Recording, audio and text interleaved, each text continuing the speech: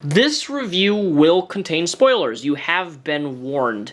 So if you've been following me on Twitter recently, you would know that I have been very opinionated on the leaks of The Rise of Skywalker, having been very invested in reading them and digging in and wanting to know what this film is about before I go see it, because I'm a crazy Star Wars fan. I cannot not read the leaks. I have to be invested in those types of things. I have to spoil it for myself because I need to know if I'm going to like it or not, and I need to know where the franchise is going. Now, that being said, I was very negative on this film non-stop on social media until I actually saw it.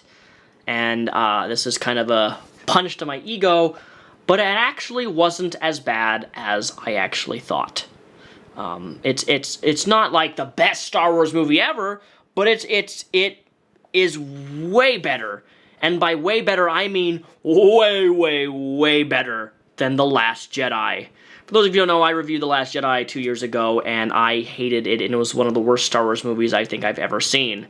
I will watch Attack of the Clones 50 times over again before I'd ever watch The Last Jedi.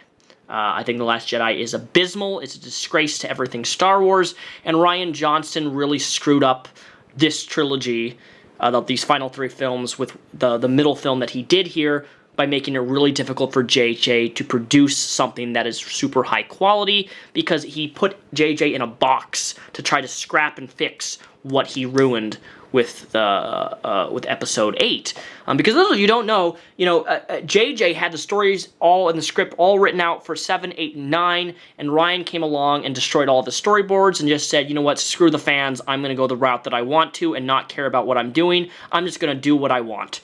And that didn't work out for him very well, because The Last Jedi is like one of the most hated Star Wars movies. The prequels are liked more than The Last Jedi, and that's saying something. Obviously, in a fandom, there's going to be people arguing and saying that's not true, but whatever. I think The Last Jedi is the worst Star Wars movie ever made. Regardless of that fact, I have to eat my words. The Rise of Skywalker was not as bad as I thought it was going to be. My biggest critique of this film has to be the ending, which we're going to get into in a little bit, but I'd first like to clarify a few things. Number one, I love the aesthetics. The aesthetics of this film is beautiful, they're gorgeous, I love the set pieces, are gorgeous, incredible. Rey being in the old destroyed Death Star that's in the ocean was incredible. It felt awesome. It was awesome, awesome, awesome, awesome. The scene between Han Solo and Kylo Ren, the flashback, was very powerful. I got teary-eyed, I cried, I got emotional. The first 6 minutes of The Rise of Skywalker literally made my jaw drop. I was like, oh my gosh, is this really happening? This is so cool. I absolutely love the first 6 minutes of the film. But the problem with the first 6 minutes of the film and through the rest of the film is it doesn't explain much in regards to Emperor Palpatine, Darth Sidious. It doesn't really explain anything about how he's still alive, how he survived the Death Star. It's implied, well, no, it's not implied, but Kylo Ren's voices in his head from Snoke and Darth Vader was actually Palpatine this whole time, which is really fascinatingly interesting, and I like that aspect of his arc development, primarily because now we know is that Palpatine was speaking to Kylo Ren through Vader's helmet and deceiving him, which also resulted in him, killing his father, Han Solo, which is like horrifically tragic that he was deceived all this time. But what we find out later is that Rey is related to Emperor Palpatine, is the granddaughter of Emperor Palpatine, and Emperor Palpatine wants Rey to come up on the mantle and become Mistress Palpatine. The relationship between Rey and Kylo was the most interesting thing about this entire movie. Finn is just there as like back filler character. He doesn't really serve any purpose, unless you want to hear him yell, "Rey! C-3PO! BB-8! Han! Chewie!" Like that's what Finn is there for. He just yells names out all of the time. But the Kylo and Rey arc is the only thing that I was fascinated by, and I think it was very well done up until the very, very, very, very, very end. And it was still well done, even though I didn't like it. But the problem with the film is I feel like the roles should have been completely reversed. Rey is trained by Leia to become a more powerful Jedi, and Rey is very, very powerful in this film. She does a lot of crazy, cool things, but it's like, wow, you're really, really powerful. After all, she is related to Emperor Palpatine, and Emperor Palpatine is one of the most powerful Sith Lords in the galaxy. So it makes sense. The problem is that the film should have taken Rey and had Rey get yeeted off the cliff in place of Kylo Ren. So Kylo Ren should have been the person facing Palpatine, because instead Kylo Ren gets yeeted off to a cliff. Rey calls upon all the Jedi, Ezra, Luke, Leia, everybody basically. I think even Mace Windu's voices in a bunch of voices of previous past Jedi. She calls upon them. She puts her lightsabers together, blocks Emperor Palpatine's gigantic electricity beam, and it pushes it back at him, and it explodes, and he, boom, done deal. He is destroyed all the while destroying Rey and killing her. And then, of course, Ren climbs out of the pit, heals Rey, and then he dies. After, of course, they do a nice little smooch, which was a bit... whatever. If you want to pander to those people, that's fine. I don't have any issue with that. Really no problem with them loving each other or having feelings for one another. It doesn't bother me at all. That's not a critique. But I think it should have been reversed. It should have been reversed. It should have been reversed. It should have been reversed. Why wasn't it not reversed? Because then the film ends with Rey literally standing on the horizon, and you have Ghost Luke and Ghost Leia smiling at the fact that their nephew is dead. What? Really? Seriously?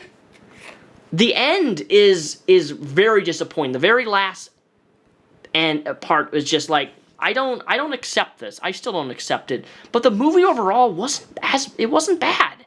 It wasn't horrible. It wasn't incredible, every aspect of it, but it was much, much, much better than The Last Jedi, and that's saying a lot coming from me.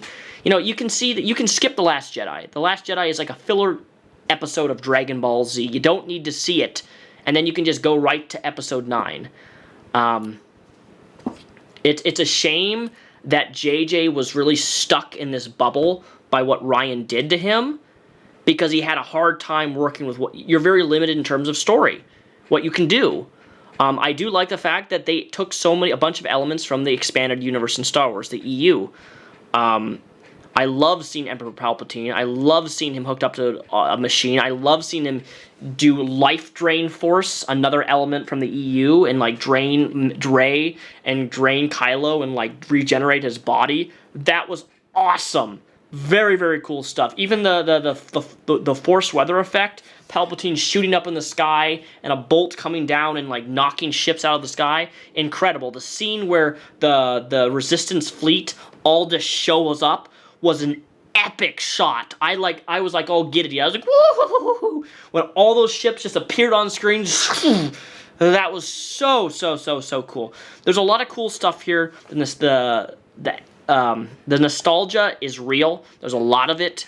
And at the same time, I don't mind that JJ uses a lot of nostalgia, because if it didn't have any of this nostalgia in this film, I think I would be way more critical of this film if that didn't exist.